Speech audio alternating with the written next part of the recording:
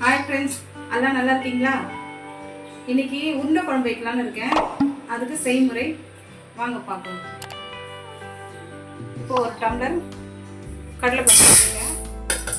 அது வாஷ் பண்ணிவிட்டு ஒரு 1 hour நல்லா வாஷ் பண்ண போகிறேன். A little longer than a few minutes later. பருப்பு நல்லா ஊறிடுச்சு. இப்போ மிக்சியில் போட்டு அரைக்க போகிறேன். சோம்பு போட்டுக்கிறேன். சோம்பு,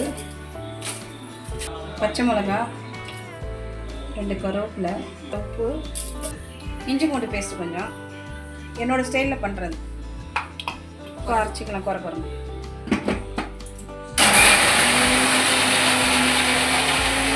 குறைன்னு அரைச்சாச்சு. இப்போது குறைன்னு அரைச்சாச்சு. போடு கொஞ்சம் வெங்காயம் போட்டு, வெங்காயம் கொஞ்சம் கொடுத்து கொஞ்சமாக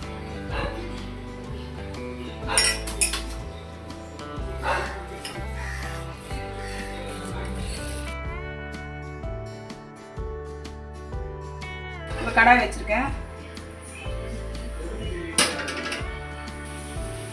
நல்லெண்ணெய், உருண்டை குழம்புக்கு நல்லெண்ணெய். எந்த கார குழம்போ பூண்டு குழம்பு எந்த குழம்பு புளிப்பு குழம்பு வச்சாலும் நல்லெண்ணெய் ஊற்றி நம்ம பண்ணோம்னா நல்லாயிருக்கும். கடுகு, வெந்தயம், கொஞ்சம் ஜீரகம் பொரியிட்டோம். கொஞ்சம் நல்லா பொரிஞ்சிச்சு. இப்போ இந்த ஸ்டேஜில் பூண்டு போட்டுக்கணும்.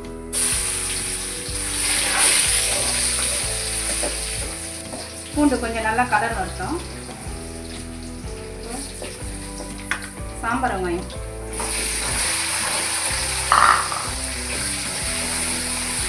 சாம்பார் வெங்காயம் போட்டால் நல்லாயிருக்கும், டேஸ்ட்டாக இருக்கும், உடம்புக்கும் நல்லது.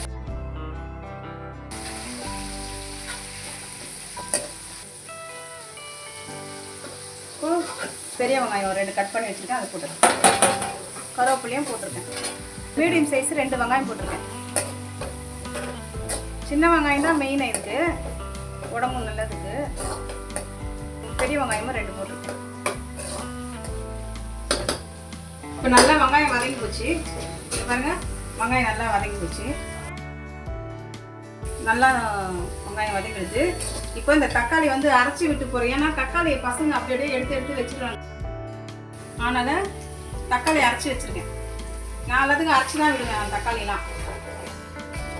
இப்போ அந்த தக்காளி நல்லா வதங்கட்டும். தக்காளி நல்லா வதங்கட்டும். தக்காளி நல்லா பச்சை வாசனை போயிடுச்சு. இப்போ மஞ்சள் தூள் போட்டுக்கிறேன். மஞ்சள் தூள் 1 ஸ்பூன் போட்டுக்கிறேன். சால்ட்டு போட்டு, உப்பு, கல் உப்பு போட்டுக்கிறேன்.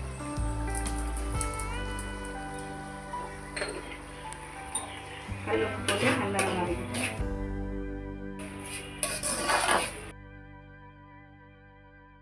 நல்லா கல் உப்பு மஞ்சள் தூள் போட்டாச்சு. இப்போ மிளகாத்தூள் போட்டுக்கிறேன். வீட்டு அரைச்ச குழம்பு மிளகாத்தூள் தான், வீட்டில் அரைச்ச மிளகாத்தூள். 1 2 3 4 5 6 ஸ்பூன் போட்டிருக்கேன். ஒரு 8 பேர் சாப்பிட்ற மாதிரி சமையல்.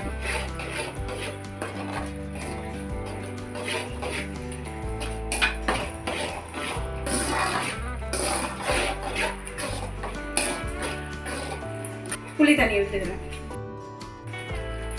கொஞ்சமாக. ஒரு லெமன் சைஸ் புளி, பெரிய லெமன் தான் அந்த மாதிரி புளி கஷ்டப்படணும். ஏன்னா தக்காளி அரைச்சி விட்டுருக்கோம் பார்த்தீங்களா, அதுலேயும் புளிப்பு, நாட்டு தக்காளி தான், அதுலேயும் புளிப்பு இருக்கும். நல்லா கொதிக்கும்.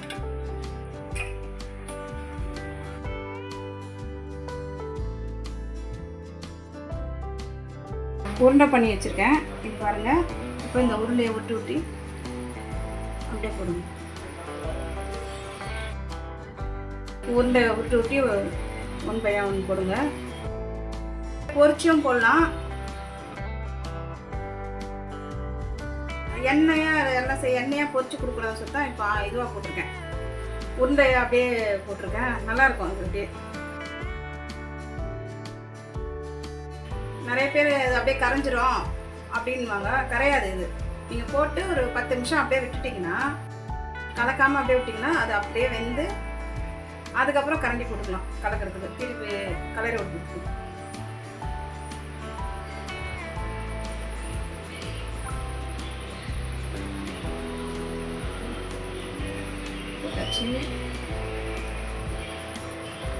போட்டாச்சு. இப்போ அப்படியே மூடி போட்டுருவோம். இப்போ நல்லா வேகட்டும். பாருங்க, மூடி போட்டுருவேன். கொதிக்கிறதுக்கு இப்போ மூடி போட்டுடலாம். ஒரு 10 நிமிஷம் அப்படியே விட்டுருலாம். ஸ்லோவில் வச்சுக்கலாம். A few moments later. இப்போ போட்டு 10 நிமிஷம் ஆச்சு. எப்படி இருக்குன்னு பார்த்துக்கலாம். வெந்து போச்சான்னு பார்க்கலாம்.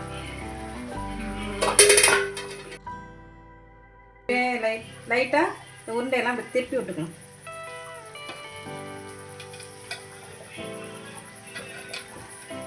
உருண்டையெல்லாம் திருப்பி விட்டுக்கலாம். பாருங்க, அப்படியே உடையாத அழகா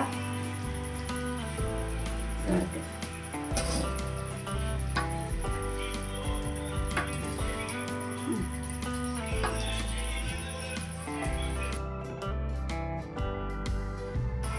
இதுக்கு தேங்காய் ஊற்றுறதுனாலும் ஊற்றிக்கலாம், இல்லை அப்படியே வச்சு சாப்பிட்னாலும் சாப்பிட்டுக்கலாம். நம்ம விருப்பம்தான்.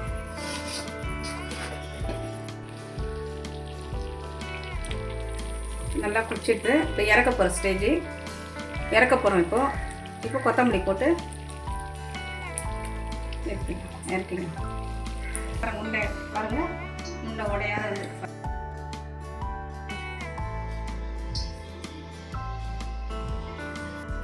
உருண்டை உடையாத அப்படியே இருக்கு பாருங்க. ஆயிலில் போடாத அப்படியே போடுது.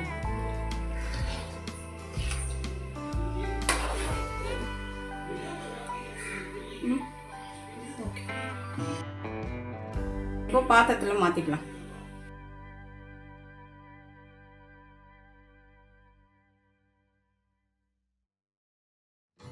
உருண்டை குழம்பு என்னுடைய ஸ்டைலில் வச்சுருக்கேன். நீங்களும் சேர்ந்து பார்த்துட்டு எப்படி இருக்குன்னு கமெண்ட்டில் சொல்லுங்கள். லைக் பண்ணுங்கள், ஷேர் பண்ணுங்கள். சூடாக சாதத்துக்கு பிசைஞ்சு சாப்பிட்டா நல்லாயிருக்கும். போட்டு சாப்பிட்டா தொட்டுக்க எதுவும் வேணால் இந்த உருண்டையாக வச்சு சாப்பிட்டுக்கலாம். அப்பளமும் இருக்குது, அப்பளமும் பண்ணியிருக்கேன். அப்பளத்துக்கு கூட மேட்சிங் ஆகும். தேங்க்யூ, பாய்.